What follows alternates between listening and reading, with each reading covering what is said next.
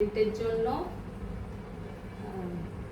এটা সবার জানা দরকার, মানে উপকার হবে, মানে মানুষের জানা থাকলে। তা 18 বছর ধরে হচ্ছে ভুগছে। তা প্রথম শুরুটা আপনাদেরকে বলবো।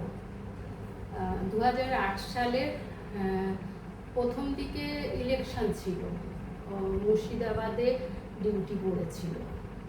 তা মুর্শিদাবাদে ডিউটি করেছিল অনেক গ্রামের মানে ভেতরে, সেখানেও হচ্ছে ওদের জিপ গিয়ে দিয়ে আসে এবং ভেতরে ঢুকতে পারে না তো সেই জন্য একটু হেঁটে গিয়ে হচ্ছে যেতে হয়। তা ওর প্রথম লক্ষণ হলো ওইটুকু হাঁটা ওর কাছে যেন বিশাল মানে বড় ইয়ে হয়েছিল, মানে খুব কষ্টকর প্রথম মানে সূত্রপাত।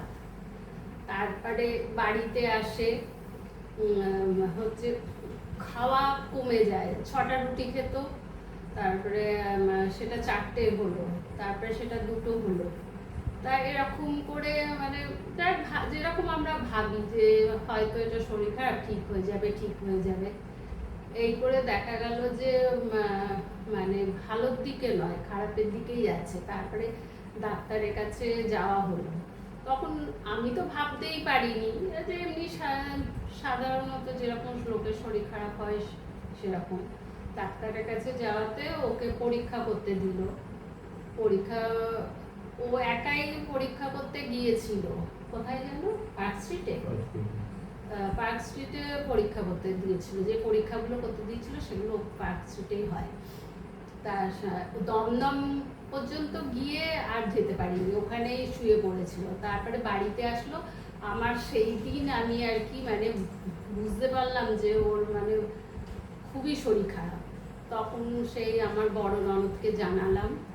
তারপরে বড় ননদ আসলো। তারপরে এর মধ্যে আবার ওদের পুলিশ হসপিটালে ভর্তি করা হলো, ওই ভবানীপুর পুলিশ হসপিটালে ভর্তি করা হলো। ওখানে তো কি বলবো, মানে কলকাতার পরিষেবা মানে খুবই মানে কিছু। ওখানে বললো এই ম্যালেরিয়া হয়েছে, এই হয়েছে, হ্যাঁ, আদৌ সেই সব কিছু হয়নি। তারপর বাড়িতে নিয়ে আসা হলো। ওখানে হচ্ছে একজন ডক্টরকে দেখানো হলো। সে হচ্ছে সমানে মানে ওষুধ দিয়ে যায়, কিন্তু ওর কোনো কিছুতেই পরিবর্তন হয় না। আর ব্লাড গ্রুপ 5-এ নেমে গিয়েছিল। তারপরে ব্লাড দেওয়া হলো 2 বোতল। তারপরে আমাদের বাড়ির সবাই মিলে ডাক্তার কাছে গিয়ে বললো যে 1 মাস হয়ে গেল কোনো পরিবর্তন নেই। তখন গ্যাস্ট্রোলজির কাছে উনি পাঠালেন সল্টলেকে গ্যাস্ট্রোলজির কাছে গিয়ে ওখানে হচ্ছে ওনার অ্যাপয়েন্টমেন্ট নিয়ে গেলাম। গিয়ে তো বললো পরের দিনকে আসতে, কোলোনোস্কপি হবে। তা সেদিনই হচ্ছে দমদমের ড্যাফোডিলে হচ্ছে ফার্স্ট কোলোনোস্কপি হয়েছিল। তা ওখানেই ধরা পড়লো যে কোলনে আর কি ক্যান্সার টিউমার। তা ওখান থেকে তখন আমাদের আমার শ্বশুরবাড়ির লোকেরা সবাই মিলে বসে একটা আলোচনা করলো, মিটিং করলো যে এনাকে কোথায় মানে ট্রিটমেন্টটা করানো হবে। ড্যাফোডিলে বলেছিল যে ডক্টর দেখেছিল কি মাঝি, আমার নামটা ঠিক মনে পড়ছে না, ডক্টর মাঝি ছিলেন গ্যাস্ট্রোলজি। উনি বলেছিলেন অ্যাপোলোতে, অ্যাপোলো না, পিয়ারলেসে বলেছিল। ওখানে অপারেশন করতে 70,000 টাকা লাগবে এরকম বলেছিল। তখন আমার শ্বশুরবাড়ির লোকেরা সবাই মিলে বসে ঠিক করলো যে ভেলোরে পাঠানো হবে।